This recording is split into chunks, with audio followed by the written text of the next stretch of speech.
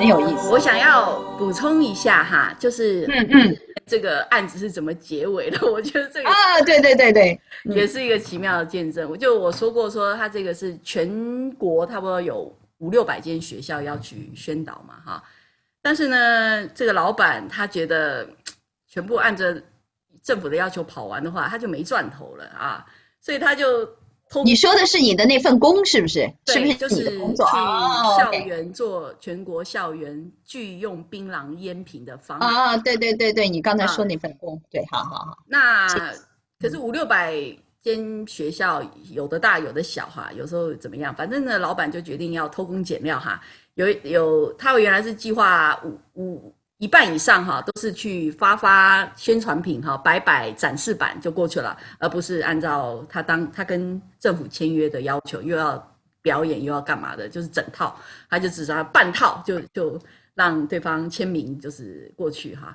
嗯我当然是很不愿意看到这个啊，因为毕竟你签了约，你要诚实嘛，哈。那我那时候又是这个案子的总负责人，我就不是很愿意，为了这个跟老板有很大的争执哈。那我的方法就说我知道我们这个协会也有人员不是很满意这样的做法，哈，谁哈老板爱面子嘛，所以就我拼了老命我也要怎么样做得好哈。那我就用他这个爱面子的这个软弱哈，就没有说啊一半以上，就起码有救回了。至少有1/3的比例，用比较大、比较完整的规模去办这个宣导。但是到后面，快到后面的时候，其实我已经觉得我的在身体上、心理上的承受力都已经快要破表了。我其实已经有忧郁症的征兆了，我甚至没有时间去看医生。我那时候一个心理学的博士的同学哈，也是我上课认识的，非常担心我哈，他就甚至给我找了一家医院的心理科是礼拜天上班的，转介绍过去，要我一定要去看。他说你这个情况，你真的是已经是忧郁症征兆，我已经开始在失忆，然后脑子已经不好使了，然后失眠什么都有。他说你不行，你要赶快去哈。然后我去了，我就真的想办法去了。哇，那公司还我们都忙得要死，你还那个放假什么的，还出了不少事。那我也想过我要不要辞职，因为我觉得我 handle 不过来了。但是呢，老板也平时压榨我很厉害哈，一听到我辞职又开始说软话哈，那我心里也不愿意甩手走人，知道吧？我就觉得就差这几个月了，我不能熬过去吗？啊，我熬过去，我有个交代，我有始有终嘛，我也不愿意就这样甩手走人，不愿意做甩手掌柜，所以老板讲2句软话，我又替他卖命了，又替他继续卖命了。后来呢？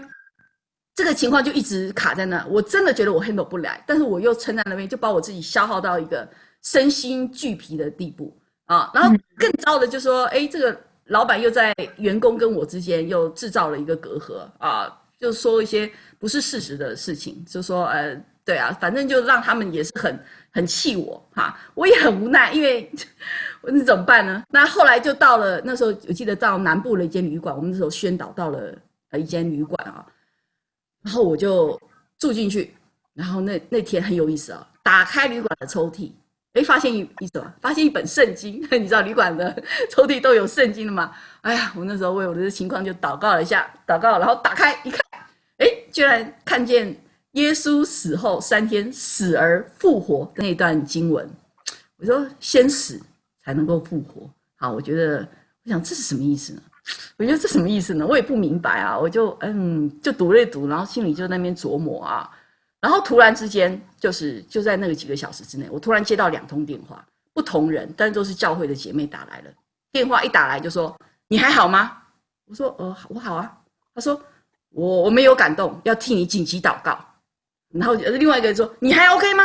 我说我 OK 啊。他说我没有感动，要为你紧急祷告。我说好，我也不知道发生什么事啊，为什么突然接到2个姐妹一个电话哈，哎，结果当天晚上开了一个会哈，所有的人，然后员工都来了，然后我也不知道发生什么事，反正就先生哈，一个员工哈，他是比较激动的哈，哇，气的哈，他要拿起那个旅馆里面的那个立灯哈，拿起来扎我，你知道吗？他就不知道哪一句话惹了他的气了，他就要打我泄愤这样子。哦，疯狂了。对对，就那这个老板之前在我们之间引发了矛盾，这个时候全都起来了嘛。那我被这样子，然后还好其他人拉着他，没有让他扎在我身上啊。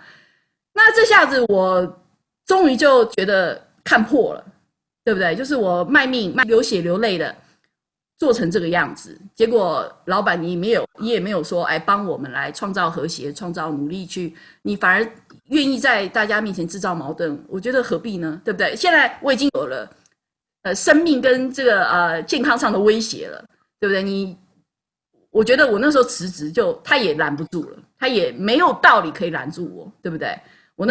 我说真的，我不走不行，对，这个矛盾再下去，对，之前我觉得还拼着，可是人家已经要拿灯砸我了，我还能留吗？对吧？他也无奈的就只好批了。好，那后来我就离开了嘛。啊，我后来才知道，原来拿灯扎我的那个是恩典啊，是神的使者嘛。你知道我走了以后哈，他们就开始进入这个结案阶段。然后结案阶段500多个学校不可能每个都去完整的做，不可能他收集到每一个就是说完成案子的这个签名嘛。后来老板就伪造文书，就一个签名的伪造，就伪造了不知道几百件，我也搞不清楚。反正最后呢，他就逼着他就让员工伪造。然后当然呢，这么大的伪造案就被发现了嘛。然后被发现后，政府就告他嘛，他就全部下面的人，你知道吗？全部我是那时候的总负责人呢。如果我没走，你知道有多惨吗？对，然后后来我就结婚，然后出国，然后在加拿大都已经5、6年、7、8年了哟。有一次我爸爸居然打电话给我爸很少打电话给我，我说什么事？他说有一个警察来家里，找着户籍地址来家里，要找你去法院做见证。哇，就是好大事啊！很大事啊！他被因为他是太多家，所以他是惯犯，就是一再告上去。然后那个不知道是多少年的刑期，那个老板就被控诉嘛。然后因为报告里面有我的名字，所以他们所以他们就透过这个名字查到户籍地址要来找我。多少年前了，我爸就两手一摊说他已经移民了。哎呀，对，所以你看多年后的法院传唤，我觉得真是证实了神的恩典。我那个时候真的是，其实也有姐妹来劝我，她说不是所有的案子都非要做到完啊，你如果真的不行，你也就是看这个情况，你为什么不走呢？这样子哈，我你也知道我的死心眼哈，就是答应的事情要做完，没有错啊自己就撑在那边不肯放手哈，但是神就透过这个看起来是流氓式的弟兄粗鲁的这个做法，硬是把我打醒，然后让我毅然决然的离开啊，这个离开反而是所以你回头看，怎么不是恩典呢？极大的恩典，真的是我们看到的很多，有的是很这个气愤，甚至是很凶险的事情，甚至让我们觉得这个极大的灾难啊！你看工作也没了，然后又闹得这个样子，面子也没了，什么都没了。但是是神一个极大的拯救，让你在多年之后才看到一个答案。对这个一知道真的是神的心意啊，这么美好，宁愿我们误解它，宁愿我们误解。对，你说我自己也从这整个案子里面也是学到，说尽管这个案子它利益多么的良善，对不对？是为了健康，为了政府，为了我们的国民怎么样？好，但是如果我们的心思意念不是一个对的人的来做主管来执行的话，那其实还是错的，对吧？是，对，所以我觉得我从人要是不对，你做的事情再对都不对。对，这句话非常好。所以我觉得人心错了啊，人心想错了，就是所以我们为什么是罪人呢？出发点都挺好的，然后每一个出发点从好开始就越走越偏，越走越偏，到最后就是全部都走到邪路上去了。真的是这样。然后第二点就是神即使在这么样糟糕破碎的情况，仍然施行拯救哈。从这个专案退下来，我真的有整整1年，我这个记忆丧失，然后这个脑子需要又吃了半年至少的抗忧郁症药，然后去重新整合我自己哈。就是因为这样，我才开始画画，就是因为这样，我才开始办画展。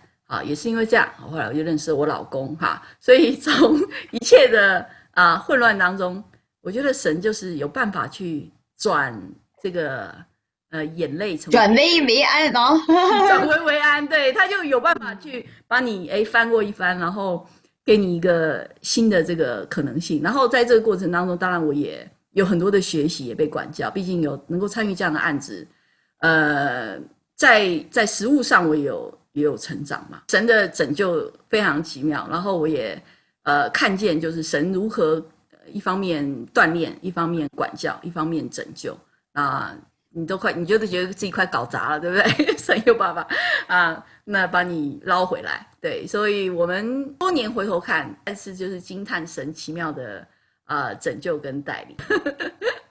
真好，感谢主。补充一下我之前讲的，就是你知道我有这2次的忧郁症经验嘛？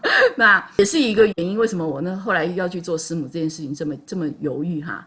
因为我觉得师母嘛，这个看人家没有忧郁症都被逼成有忧郁症了，我有忧郁症高风险族群。对，那如果不自量力的接下了这个角色的话，那我不是给我自己更大的承受不了的哈。所以我那时候怎么考量都觉得我真的不适合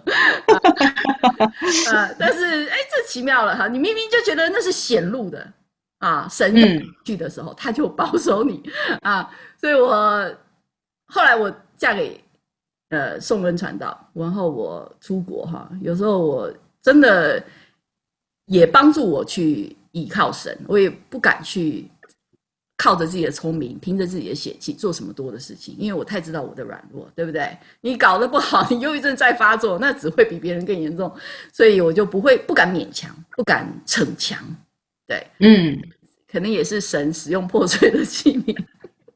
是，真的很多这个过去很破碎的生命很多有忧郁症的啦，或者说那个是心灵里的问题还有就是我们在日常生活中也会就是表面上的事，比如说如果你的这个案子真的没有离开，那可能你真的惹上官司或者是连自身的这些都说不好的一些这个灾害性的事件就会临到自己了，都有的时候都是我们无意识的走错了就像羊一样走迷，个人偏行己路没错但是神还是把我们领回来，因为只要是他的儿女他都是认得的，早晚他会领我们回来，也会早晚的都是在保护我们，所以我们还是很有福分的不是因为我们多可爱，我们是一只可爱的羊，而是因为我们就是被神选上，然后成为一个有福分的